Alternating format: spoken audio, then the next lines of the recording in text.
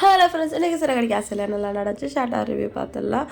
விஜயா வக்கீல் ஒரு வழியாக கன்வின்ஸ் பண்ணி காசை கொடுத்து கேஸை வாபஸ் வாங்க வச்சிடுறாரு. வாங்க கையோட போய் இந்த கேஸை வாபஸ் வாங்கிடலாம் அப்படின்னு சொல்லிட்டு கூட்டிகிட்டு போயிடுறாரு.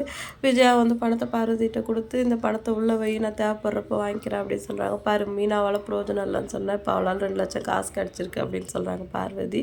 பின்ன சும்மாவா அந்த பையன் வாழ்க்கையை என்னால் தானே காப்பாற்றப்படுது அப்படின்னு சொல்லிட்டு விஜயா டைலாக்லாம் பேசுகிறாங்க. அடுத்த சைடில் அந்த வக்கீல் முத்துக்கு ஃபோன் பண்ணி உங்கள் அம்மா கூட்டிகிட்டு போய் கேஸ் வாபஸ் வாங்கியாச்சுப்பா அப்படின்னு சொல்லவும் முத்து பயங்கரமாக ஹாப்பியாகிறாரு. என்ன சார் சொல்கிறீங்க, உண்மையாவா? அதெல்லாம் எப்படி சார் கிழக்க ஒதுக்கிற சூரியன் மேற்கு ஒதுக்கிதுன்னு சொல்கிற மாதிரி இருக்குது நீங்கள் சொல்கிறது அப்படின்னு சொல்கிறாரு. அதெல்லாம் யார்கிட்ட எப்படி பேசணும்னு எனக்கு தெரியும்ப்பா. இனிமேல் சத்யா லைஃபுக்கு எந்த பிரச்சனையும் இல்லை, அவன் படிப்புக்கும் வேலை போகிறதுக்கும் எந்த பிரச்சனையும் வராது அப்படின்னு சொல்லிடுறாரு வக்கீல். அதோட முத்து இருந்துட்டு அவங்க அப்பா கிட்ட மீனா கிட்டலாம் அதை சொல்கிறாரு. அவங்களும் ஹாப்பியாகிறாங்க. மனோஜ் ரோஹிணி மட்டும் ஷாக் ஆகுறாங்க.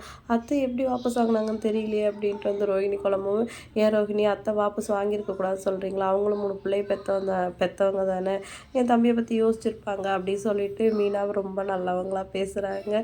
அவங்க பணத்தை வாங்கிட்டு தான் கேஸை வாபஸ் வாங்கினாங்க அப்படிங்கிறது இன்னும் இவங்களுக்கு தெரியல. அடுத்த சீனில் ரவி முத்து எல்லாமே அம்மா போய் வீட்டுக்கு கூட்டிகிட்டு வந்துடுங்கப்பா, அம்மா எல்லாமே வீடு ஒரு மாதிரியா இருக்க சொல்கிறாங்க. நம்மளாலும் சரிப்படி வருமா, அவள் தானே போனால் அவளே வருவா அப்படின்னு சொல்லிடுறாரு. மனோஜ் நான் போய் கூப்பிட்றேங்கிறாரு. உடனே முத்து டே நீ போனால் அப்பா வரலன்னு அவங்க கோவப்படுவாங்க, நீ பேசாமல் இரு அப்படின்னு சொல்லிடுறாரு முத்து.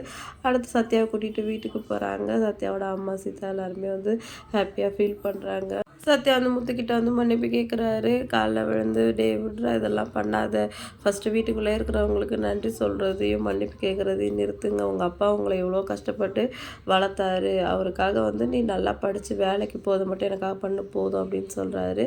அடுத்து இவன் பணத்தப்புக்காக சம்மந்தியம் வர வெளில இருக்காங்க, அது கஷ்டமாக இருக்குது அப்படின்னு சொல்லிட்டு மீனாவோட அம்மா சொல்கிறாங்க. மீனாவும் நம்ம போய் அத்தையை பார்த்து பேசலாம் அப்படி சொல்கிறாங்க. உடனே அங்கேருந்து எல்லாருமே கிளம்புறாங்க. திருப்பியும் இவங்களை கூட்டிகிட்டு போனால் அவங்க அசிங்கப்படுத்த தான் போகிறாங்க. இவங்க எதுக்கு தேவையில்லாத வேலை பண்ணுறாங்கன்னு தெரியல. வீடியோ பிடிச்சா லைக் பண்ணிக்கோங்க. இன்னும் 2 மீட் பண்ணலாம். டாட்டா பாய்.